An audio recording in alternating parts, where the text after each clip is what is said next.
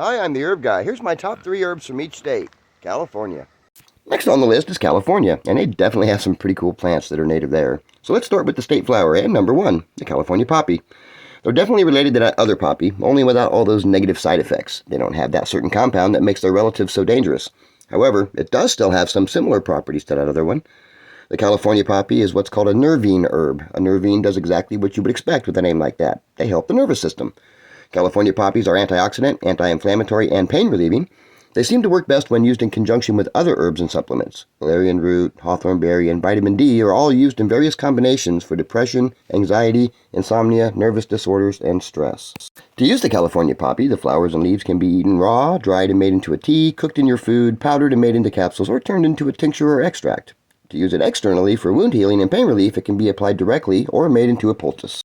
Number 2 has to be white sage. This is a popular herb most known for house cleansing and spiritual protection, but did you know there's some real science to how powerful a medicinal herb it is?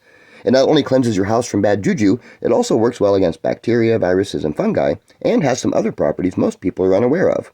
Like most herbs, white sage is an antioxidant and removes free radicals and other toxins from the body. When taken as a tea, it's shown to help with congestion, sinus infections, pain and inflammation, and can even help aid digestion and remove bad bacteria from the digestive tract. It can also help fight off a cold or a flu, or be applied topically for wound healing. White sage can be made into a tea, powdered and encapsulated, or made into a tincture. It can also be burned as an incense and used to remove viruses, bacteria, and fungi from the air, on exposed surfaces, and even be inhaled to help with bacterial infections, like some sinus infections and pneumonias. Pretty neat, huh? Number 3 is going to be the California blackberry. Now, I know you're thinking I'm talking about the berry when I talk about this plant, but I'm not. We're talking about the leaf in this instance. Now, don't get me wrong, the blackberry has a ton of goodies, but the leaf is almost a tiny apothecary all by itself. They've been shown to help with inflammation and pain, they strengthen the uterine walls to help with pregnancy, they fight off colds and flus, and they help boost the immune system. They can also help boost digestive health, improve gut flora, and even help with diarrhea. Now, obviously, the berries have these properties too, but the majority of the goodies are actually in the leaves.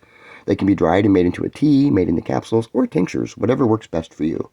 So that's all I have for California, and if you like this video, let me know in the comments. And tell me which plant surprised you the most. Thanks for watching, and have a great day.